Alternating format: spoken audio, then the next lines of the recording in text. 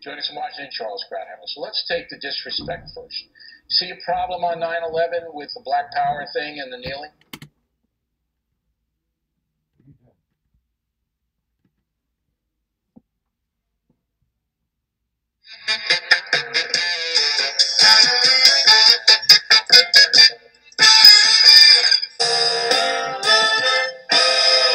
Joining us in Washington, Charles Gradhammer. So let's take the disrespect first.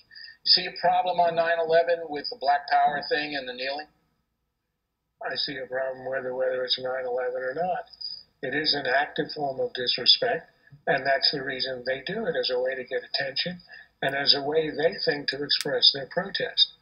And there's a reason I think that you get some imitation from kids in high school is because the current educational system, the current history textbooks, are basically catalogs of the pathologies of American history.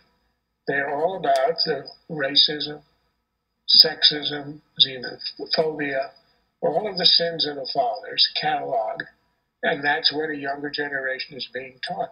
I'm amazed that there isn't more of this. I do think, however, that it is relatively benign in the sense that if this is the worst of... Wow, folks, what a runner-up, and it only gets worse from here. Tali, what did you think about this clip? Well, I think the irony in that clip was when he says, and American school systems are teaching all these kids radical beliefs and that our history was completely sexism, racism, all these things. And I think the irony there is that, yeah, it was that, and he just is almost saying, undermining his entire point there. Exactly. And Brian, are these players really just looking for attention? You know, I think that's the exact opposite. Is they're trying to bring attention to matters that really need to be addressed in our society, and they're doing something by inspiring the younger kids. I think it's a movement that has potential to make a change. Absolutely.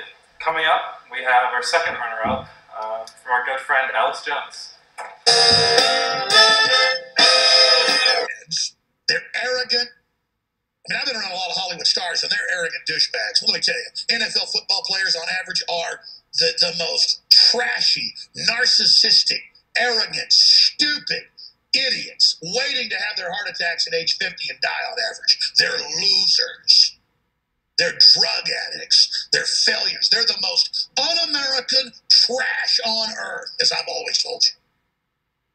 It's not the Tom Landry that my grandfather played football with at UT, or the Tom Landry that went to the Army Air Corps just like my grandpa did. Those were Americans. These modern football players are the scum of the earth, whether they be black or white, doesn't matter who they are, they're snot-nosed punks. Wow, some insightful analysis ever from Alex Jones. Now, I'm trying to think, Marv, are there any NFL players that aren't snot-nosed punks? I'd say so. Coming from San Diego, LaDainian Tomlinson was an absolutely amazing person off the field. He was so instrumental in helping different community organizations just around San Diego County. Absolutely. Overall, great guy. Madison, can you think of any other football players? Off the top of my head, Richard Sherman pops up as a Stanford alum, and he also stood up for Kaepernick. Seems like some pretty impressive achievements. And I didn't go to Stanford. I can't put that on my resume. Absolutely. And coming up is our winner. Stay tuned. And the winner of the most covert racist analysis of sports coverage goes to Laura Ingraham. Let's see what she has to say here.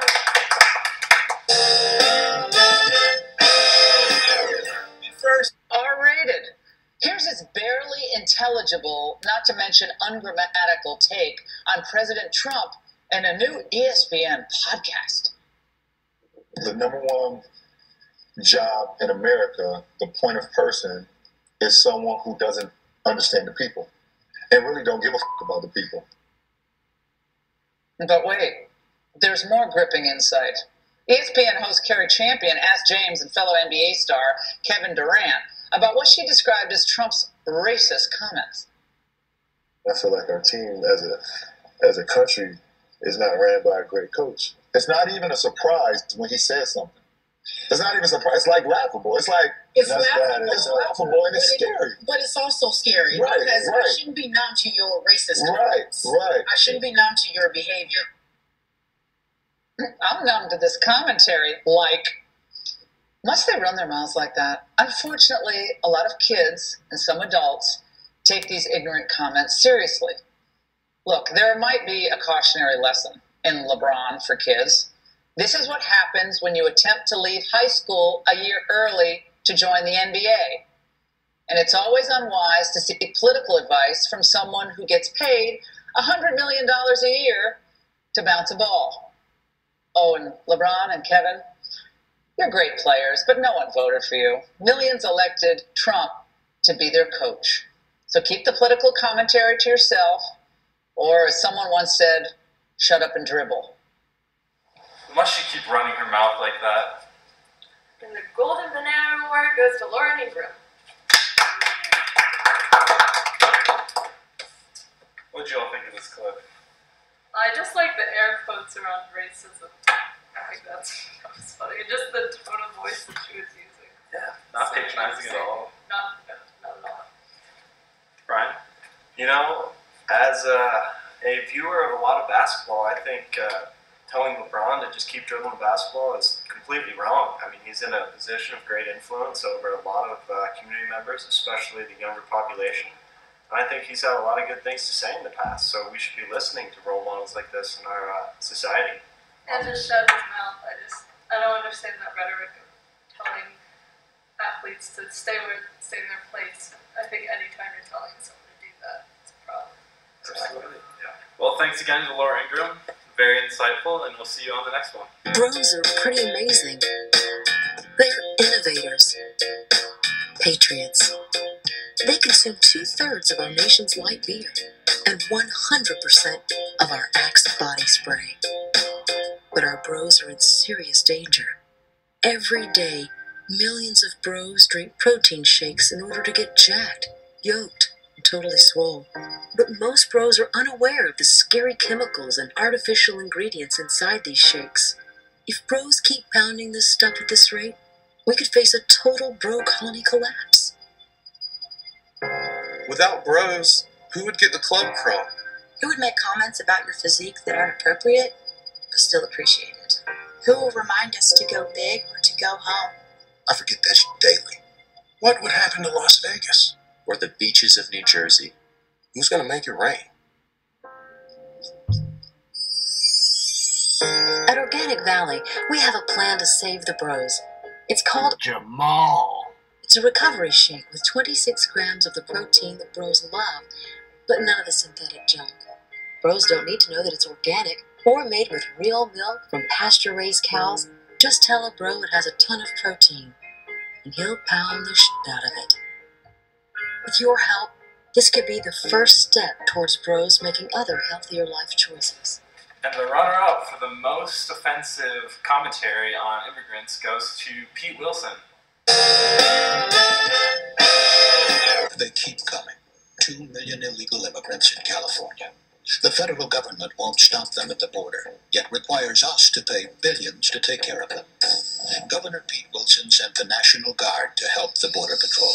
But that's not all. For Californians who work hard, pay taxes, and obey the laws, I'm suing to force the federal government to control the border. And I'm working to deny state services to illegal immigrants. Enough is enough. Governor Pete Wilson. Wow, good stuff. Tali, any thoughts? Well, I think the intentional video chosen from the beginning where it's literally just people sprinting across the border check is like the most extreme case they could have chosen. Absolutely. Brian?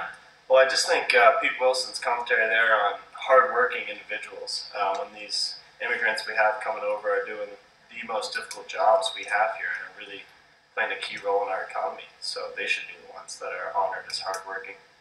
Awesome. Another runner-up coming up next. Be the back coming to get services, honey. You're a client. You're the ones that give the brown people bad name. Okay, yes, Ivan? Just, you want to get something for nothing. You choose a job if you don't have it. Yeah, right. No, yo tengo derecho a ganar. Speak English. It's America. Put me on YouTube. Go for it. Down with Mexicans that don't learn the language of the world. So everything will get educated.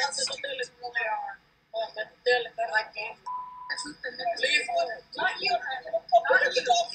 Yeah. Go on there. I don't even know. Madison, you want to take this one? Wow, stereotypes. I could say there were quite a few in that video. Let's talk about Mexicans who don't use the language of the world. That's a fun statement. A very problematic statement, as well as the lazy stereotype and many others. There's some problems with that video. Absolutely. Anyone else? I mean, she literally said down with Mexicans, so Yes. Powerful. powerful words. And next, we have our winner, a similar rant, but it's kicked up a notch. Run your mouth. Go back to Listen, Mexico. I said, excuse me. Go back, wherever you're from. I said, excuse me. Don't be rude. You're the one that's rude. No, I said, Yes, you excuse me. are. I'm trying to buy You're in something. America. So? You're in America. So what? That's none of your business. Stay out of it. I don't need to stay out of Stay it. I out said, of it. excuse me. Enough for everybody to hear. Stop being ignorant. A nigger's calling me ignorant. Oh, Yes. my all this goodness. Mexico and all that stuff. Oh yes, my goodness. You are very rude. You're the one that's rude. I said, excuse me, because I'm trying to grab my medicine. You told me. You know what you told me. And Yes, I said, if you don't like it, I'm sorry. Just go on. Just go on. Get your Whatever. stuff and get out of here. No, I'm not gonna get out of here. No, I'm not. you Because gonna this stand is my there and country. Yes, this is my That's not country. your Oh country. yes, it is. We don't Oh want yes, you it here. is. I don't care. We don't want I don't care what you want or not. We do want you here. Leave me That's alone. not true. No. Yes. How We want you rude! here. Thank you. How rude! No, ma'am. Leave me This alone. is inappropriate. Thank you. And the winner for the most offensive commenter on immigrants goes to the racist lady in the blue shirt at Walmart. Wow, that was horrible. Anyone have any thoughts? I mean, I think that was obviously really hard to watch.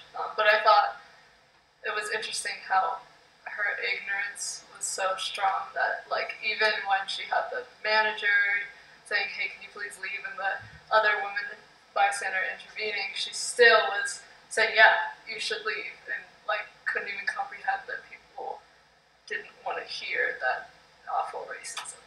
Exactly. I think if we're going to give a round of applause to anyone, it should be for those individuals that stepped up and kind of made a voice. So, good to see.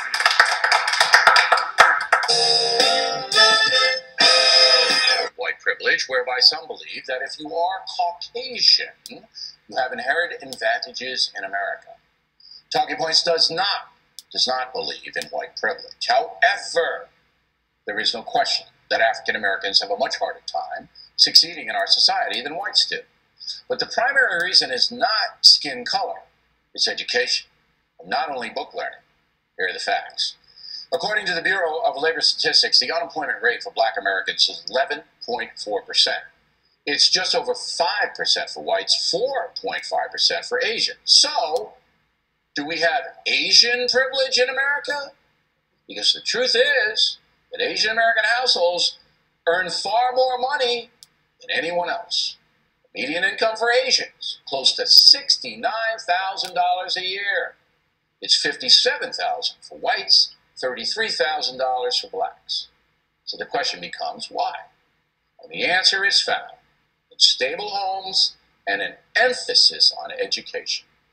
88% Asian Americans graduate from high school, compared to 86% for whites and just 69% for blacks. That means 31% of African Americans have little chance to succeed in the free marketplace because they're uneducated. They're high school dropouts. So Marv, I think we're all thinking the same question. Is there Asian privilege? I would say no. And in the video, it almost comes off as if Bill O'Reilly maybe is prejudiced against Asian people. A lot to consider. Madison, any thoughts? I really liked the first statement of there's no such thing as white privilege, but African Americans have it harder. That was a great way to open the video. His statistics were really moving with the unemployment rates. I think he forgets to mention some systems of oppression that might be in place. You know, important. If he goes on to talk about education, there might be some neighborhood things going on with education that he's forgetting to mention. I don't know. Maybe he needs to take a step back and look at the whole picture. Absolutely. Don't go anywhere. We have our second runner-up coming up next. Which month? Don't you guys think they're taking away from Black History Month? That's an interesting question. I don't feel like I would be turned down from a job or anything like that because of my skin color. I'd turn you down for your hair. How does it feel to have white privilege? Well, being white, I don't necessarily feel it. It's something that other people are noticing. And Wait, you don't know that you're white? You mean I'm not white? oh yeah, no, I know I'm white. Maybe they might look at me and maybe if I dress a certain way, it might look like, and I look like I'm a thug or something. Oh, because you have a hoodie.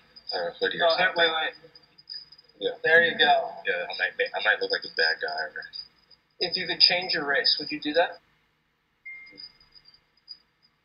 No, because that would change who I am fundamentally. So you like your white privilege? That's a good one. That's a double-sided one. Do you believe white privilege exists in this country? Yeah. Then how did Obama become president? So, you might have noticed that our studio has changed a bit. We were actually suspended by ESPN, like Jameel Hill, for stating our opinions and beliefs on race and racism. But never fear, we're back from serving our suspension in a new studio. Our runner-up goes to that enlightening Fox correspondent. Any thoughts, guys? Well, the clip itself just seemed very intentional and who he chose to probably include out of the people he interviewed. Cutting them off at certain points, trying to make them look dumb, like they didn't know what they were talking about, invalidating like opinions that leftist students have. I think the part that was most upsetting for me was just the way that he touched that black man's sweater or hoodie and oh, it's because you're wearing a hoodie that you're probably perceived as menacing or whatever. Yeah. And that's just first off disrespectful to anybody. You can clearly see he left a professional distance between him and the other people he's interviewing. Also, given the coverage of Trayvon Martin's death on Fox, I think that was a bit distasteful to make a hoodie joke, especially. Definitely. Alright, you ready for our next? And the winner is Megyn Kelly. Megyn Kelly, this red apple's for you. Great. When I saw this headline, I kind of laughed and I said, oh, this is so ridiculous. Yet another person claiming it's racist to have a white Santa, And by the way, for all you kids watching at home, Santa just is white, but this person is just arguing that maybe we should also have a black Santa. Just because it makes you feel uncomfortable doesn't mean it has to change. Jesus was a white man too, but it's like he was a historical figure. That's a verifiable fact, as is Santa. I just want the kids watching to know that.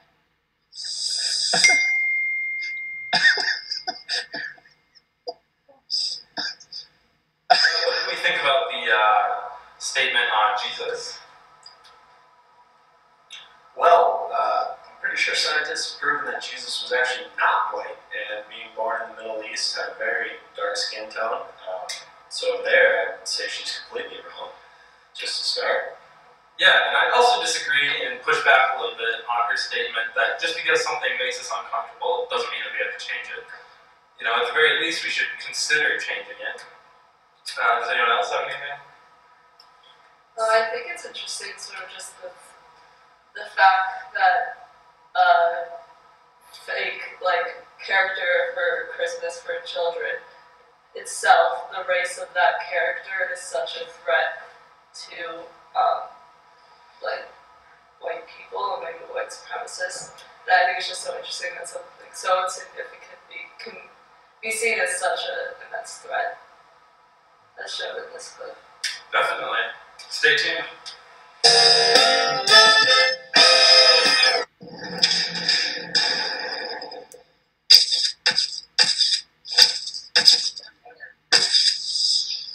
All right, man, we got them all lined up. Nail this little sucker. Come on, which one is he? Point to him. It's me. You should have gave us a ball. I'm nasty. I don't think I can do this. It's easy. Just point to him. You better not snitch on a player. No. He's wearing the do-rag. Snitches get stitches. Oh. Come on. It's the one with the 4 legs. You thought you was going to catch me. Keep your mouth shut. No. Keep your mouth shut. I'm going to get out of here and I'm going to do you up. Keep your mouth shut. I can't do this. I can't do this. No. No. No. No. No. No. She's just going to do it. You're never going to catch me. So there's our first runner-up for the most offensive commercial. A bit weird. Brian, you want to explain? Yeah, so this is a 2-part commercial put out by Mountain Dew a few years back. The first one, which you didn't get to see, this was the second one you watched. It's based off of this goat that tastes Mountain Dew for the first time and goes a little bit crazy there. I think the main 2 things we need to point out in this commercial are the undertones of sexual abuse between the goat and this woman who's clearly upset. No sensitivity towards that whatsoever. And then also just the stereotyping there by having 5 black males as part of the mugshot. I think it's something that we see in society each and every day, and then to have it come out in a commercial, it's almost like they are building off the stereotype and using it to their advantage. Absolutely. And coming up, we have our next runner-up.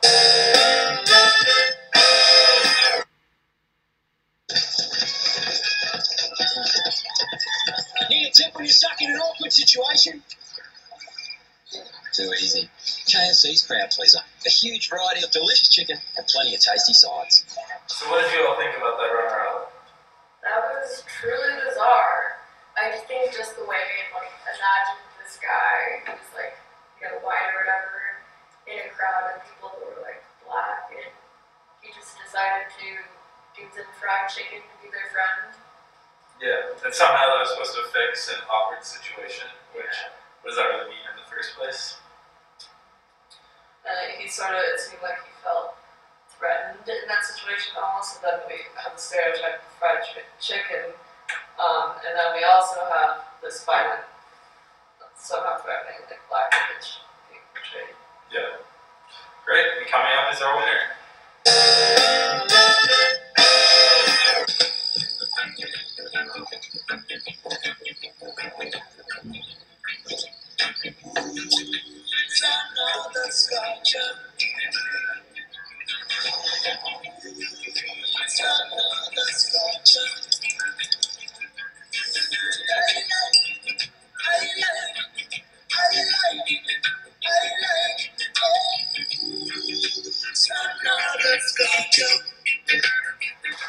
And that's our winner there. Heineken, that was really bad.